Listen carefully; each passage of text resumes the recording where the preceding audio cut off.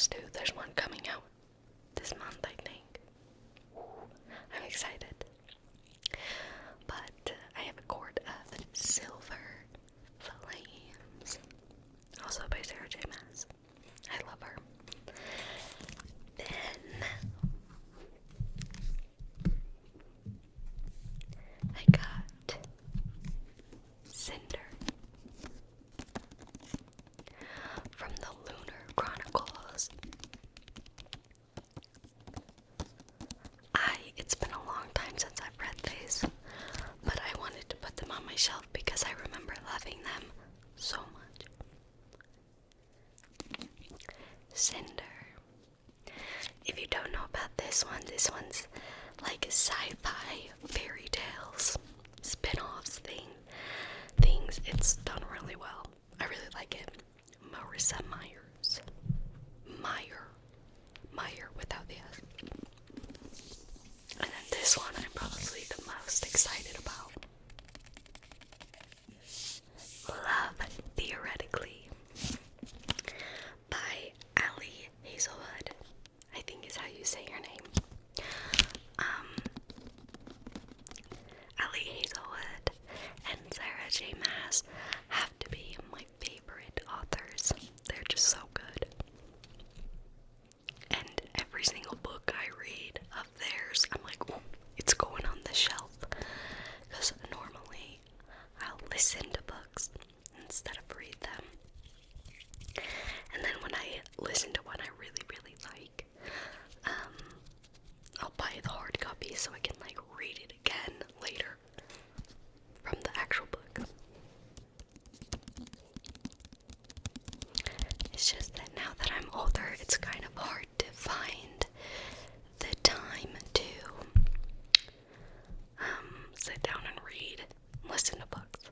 So I just listen to them. So yeah, but this one's really cute. So is The Love Hypothesis by Ali Hazelwood and Love on the Brain are the ones I read. They're all so cute, so cute. Anyway, I'm rambling, I'm geeking out, but I'm gonna start with A Court of Frost and Starlight first, since I've already read the other books on my channel. This one's just a little one. I think you call it a novelette or something. Correct me if I'm wrong. But yep, super good. It's just a cute, super like fluffy, it's like a kind of like a Christmas book. Anyway. Ooh. A Time to Heal. Feyre, Rhysand, and their friends are still busy rebuilding the Night Court, and the vastly altered world beyond, recovering from the war that changed everything. But winter solstice is finally approaching, and with it, the joy of hard-earned reprieve. Yet even the festive atmosphere can't keep the shadows of the past from looming. As Feyre navigates her first winter solstice as High Lady, her concern for those dearest to her deepens. They have more wounds than she anticipated, scars that will have far-reaching impact on the future of their court. Bridging the events of A Court of Wings and Ruin with the latter books in the series, A Court of Frost and Starlight explores the long-lasting effects of a devastating war and the fierce love between friends.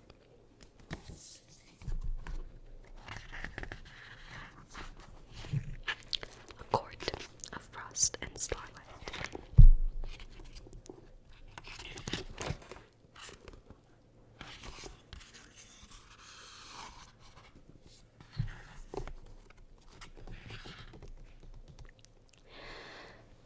To the readers who look up at the stars and wish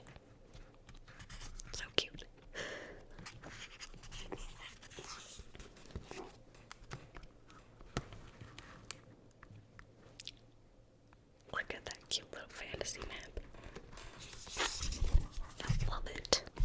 I love it. Chapter 1. Vera.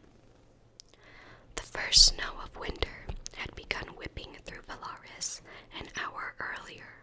The ground had finally frozen solid last week, and by the time I finished devouring my breakfast of toast and bacon, washed down with a heady cup of tea, the pale cobblestones were dusted with fine white powder. I had no idea where Reese was. He hadn't been in bed when I had woken, the mattress on his side already cold.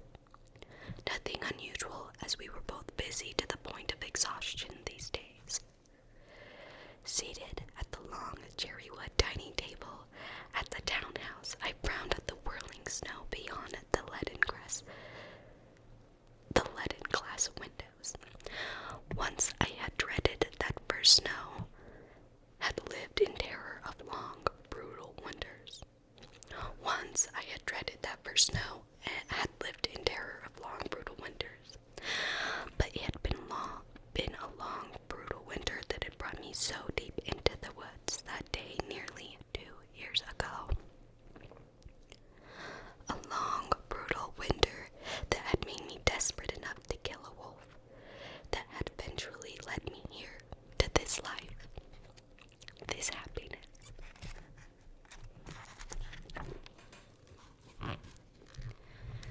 The snow fell thick clumps plopping onto the dried grass of the tiny front lawn, crusting the spikes and arches of the decorative fence beyond. Deep inside me, rising with every swirling flake, a sparkling, crisp powder stirred. I was High Lady of the Night Court, yes, but also one blessed with the gifts of all the courts. It seemed winter now wanted to play. Finally, awake enough to be coherent, I lowered the shield of black adamant guarding my mind and cast a thought down the soul bridge between me and Reese. Where'd you fly off to so early? My question faded into blackness, a sure sign that Reese was nowhere near Valaris. Likely not even within the borders of the Night Court. Also not unusual, he'd been visiting our war allies these months to solidify our relationships, build trade, and keep tabs on these months on their post-wall intentions. Build trade and keep tabs on their post-wall intentions. When my own work allowed it, I often joined him. I scooped up my plate, drained my tea to the dregs, and padded towards the kitchen. Playing with ice and snow could wait. Nuala was already preparing for lunch at the work table. No sign of her twin, Caradwin.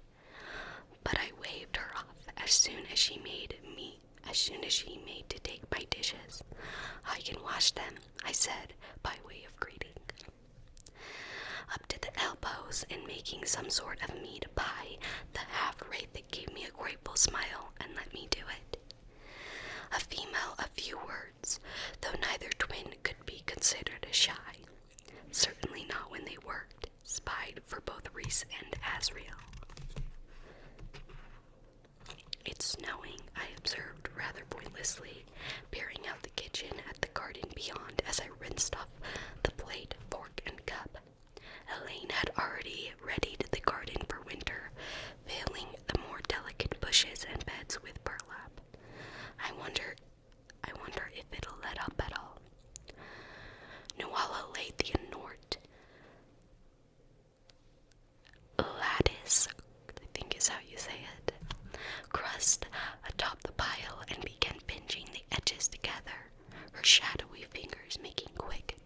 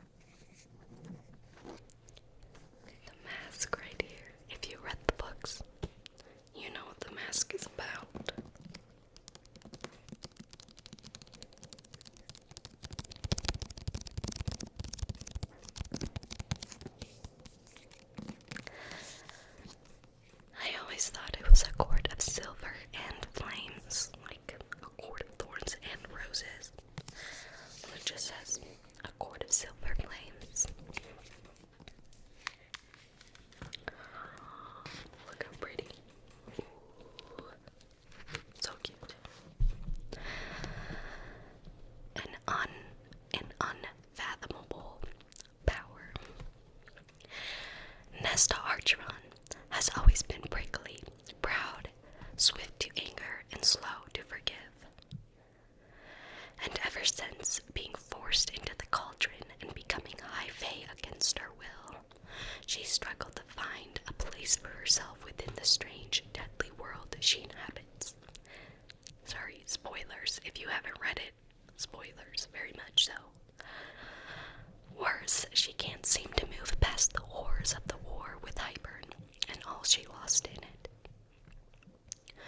The one person who ignites her temper more than any other is Cassian, the battle-scarred warrior whose position in Rhysand and Farah's night court keeps him constantly in Nesta's orbit.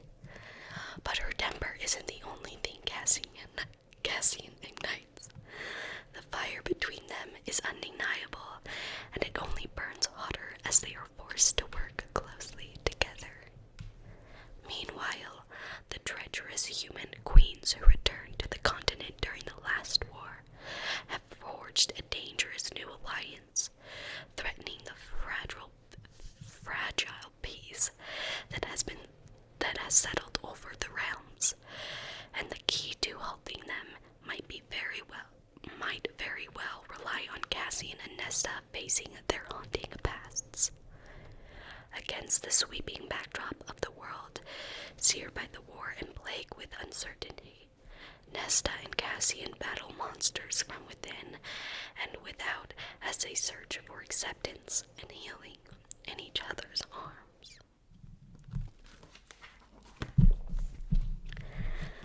I love Nesta and Cassian.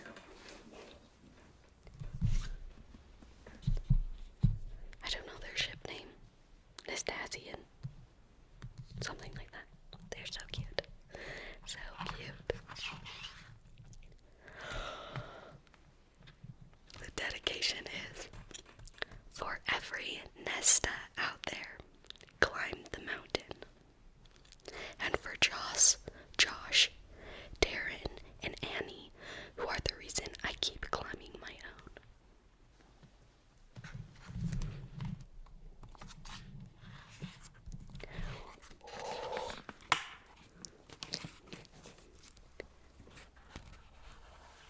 Look at that.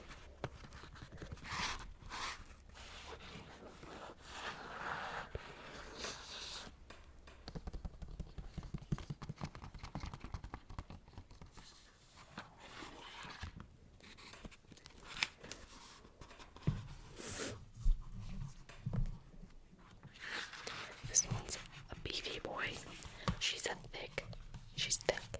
Who doozies?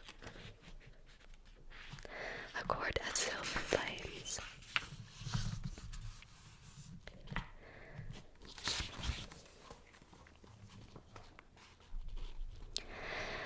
The black water nipping at her thrashing heels was freezing. Not the bite of winter chill or even the burn of solid ice, but something colder, deeper. The cold of the gaps between stars, the cold of a world before light, the cold of hell, true hell, she realized as she bucked against the strong hands trying to shove her into that cauldron. True hell. Because that was Elaine lying on the stone floor with the red-haired, one-eyed fae male hovering over her. Because those were pointed ears poking through her sister's sodden golden brown hair and an immortal glow radiating from Elaine's fair skin. True hell, worse than the inky depths, mere inches from her toes. Put her under, the hard-faced fae king ordered. And the sound of that voice, the sound of the male who had done this to Elaine. She knew she was going into the cauldron, knew she would lose this fight, knew no one was coming to save her, not sobbing Farah, not Farah's gagged former lover,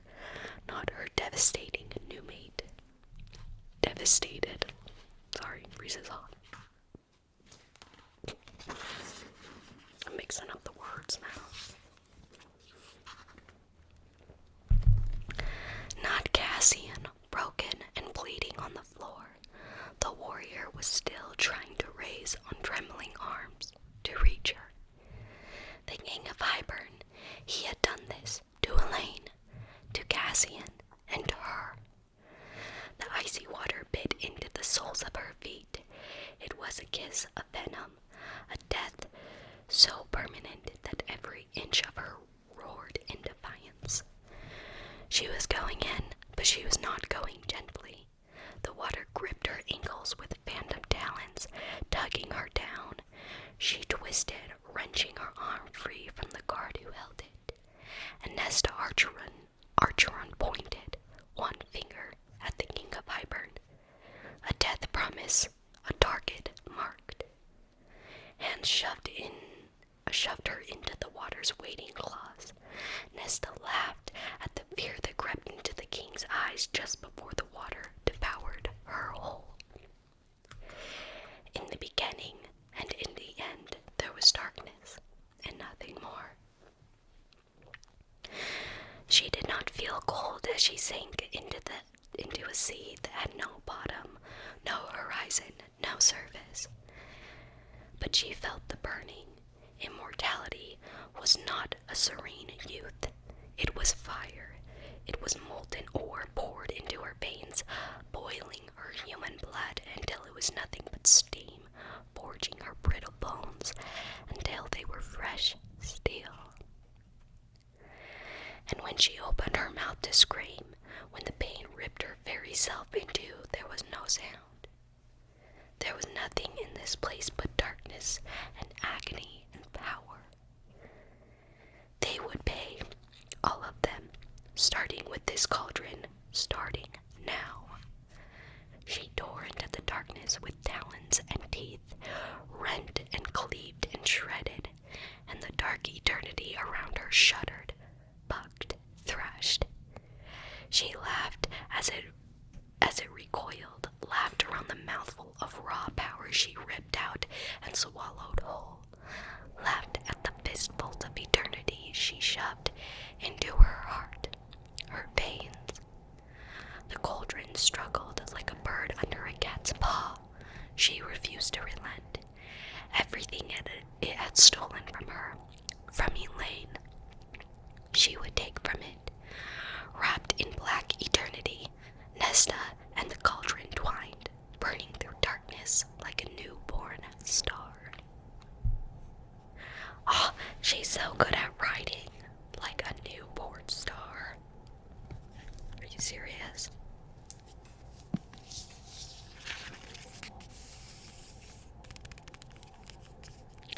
Anyways, I think I've said this before, but these might not be the best books to read in an ASMR video.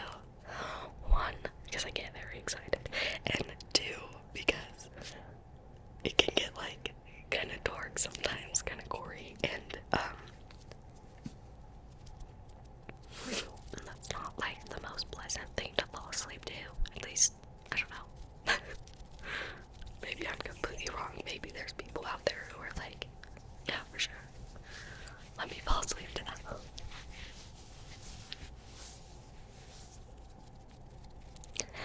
Anyway, I'm having way too much fun. Way too much fun.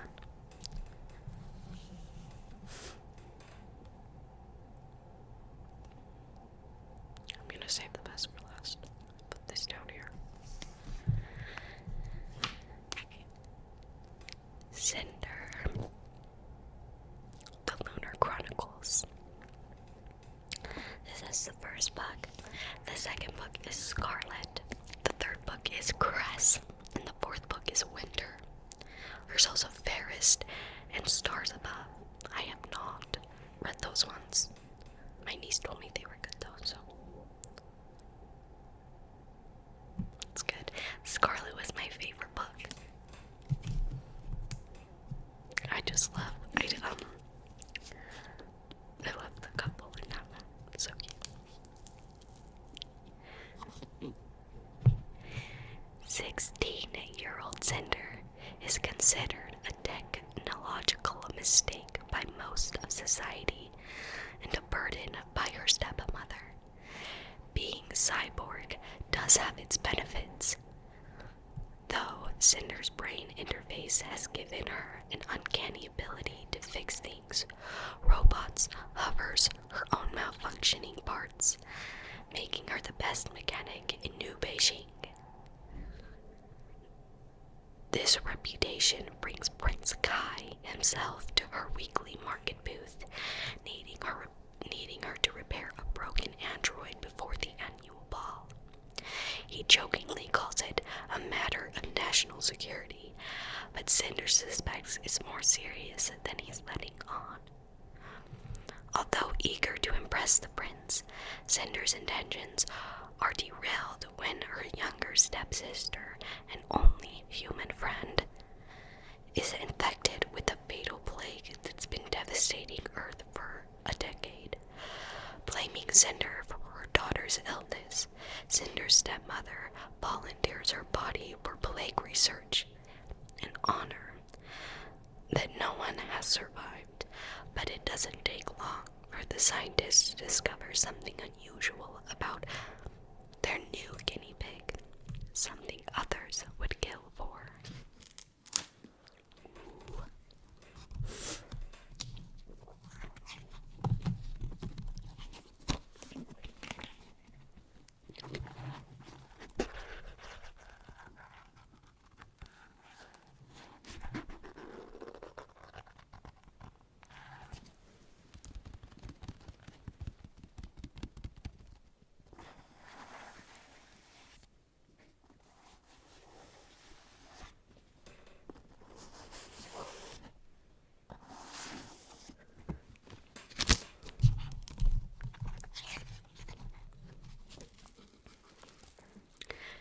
Cinder.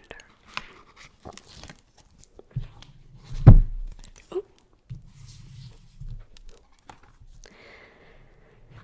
For my grandma, Sammy Jones, with more love than could ever fit into these pages. I love the dedication, so cute. Book 1. While her sisters were given beautiful dresses and fine slippers, Cinderella had only a filthy smock and wooden shoes.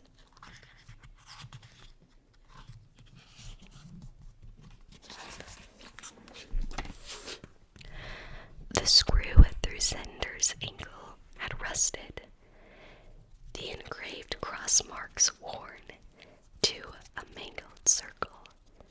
Her knuckles ached from forcing the screwdriver into the joint as she struggled to loosen the screw, one grating twist after another. By the time it was extracted far enough for her to wrench free with her prosthetic steel hand, the hairline threads had been stripped clean. Tossing the screwdriver onto the table, Cinder gripped her heel and yanked the foot from its socket. A spark singed her fingertips and she jerked away, leaving the foot to dangle from a tangle of red and yellow wires.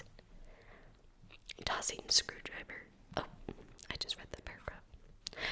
She slumped back with a relieved groan. A sense of release hovered at the end of those wires. Freedom.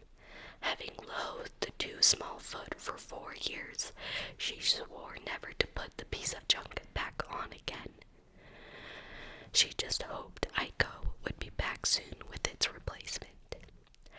Cinder was the only full-service mechanic at New Beijing's weekly market. Without a sign, her booth hinted at her trade only by the shelves of stock android parts that crowded the walls. It was squeezed into a shady cove between a used net screen dealer and a silk merchant, both of whom frequently complained about the tangy smell of metal and grease that came from Cinder's booth, even though it was usually disguised by the aroma of honey buns from the bakery across the square. Cinder knew they really just didn't like being next to her. I think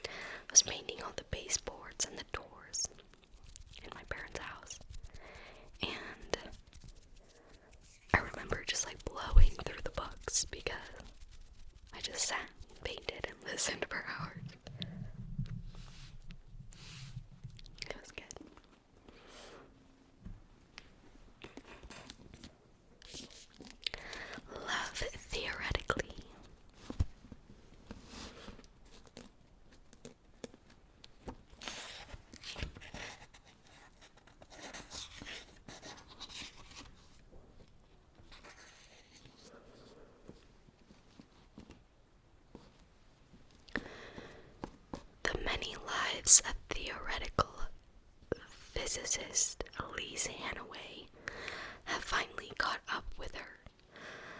By day, she's an adjunct professor, toiling away at grading labs and teaching thermodynamics in the hopes of landing tenure. By other day, Elise makes up for her non-existent paycheck by offering her services as a fake girlfriend, tapping into her expert-owned people-pleasing skills to embody whichever version of herself the client needs. Honestly, it's a pretty sweet gig, until her carefully constructed Elsie. I said Elise the first time. Her name is Elsie. Oh my gosh. I think her professor calls her Elise, and she's like, my name is Elsie. Elsie verse comes crashing down because Jack Smith, the annoyingly attractive and arrogant older brother of her favorite client, turns out to be the cold-hearted experimental physicist who ruined her mentor's career and undermined the reputation of theorists everywhere. I don't know if you can hear the cat outside. She's meowing.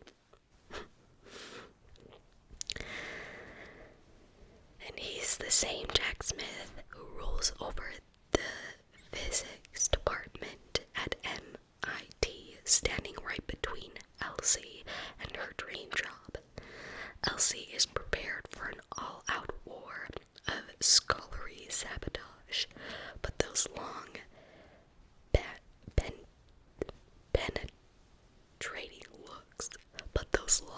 penetrating looks, not having to be anything other than her true self when she's with him. Let me start over.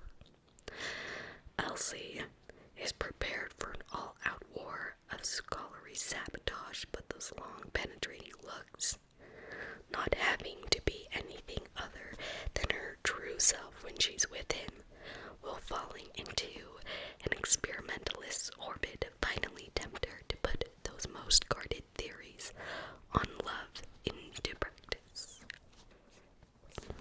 So cute. So cute. So freaking cute.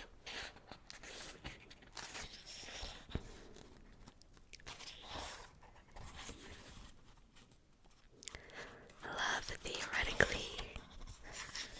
To all my readers from the AO3 days to where we are now, the Adam and Olive cameo is for you. Sorry. Oh. I told you I get too excited.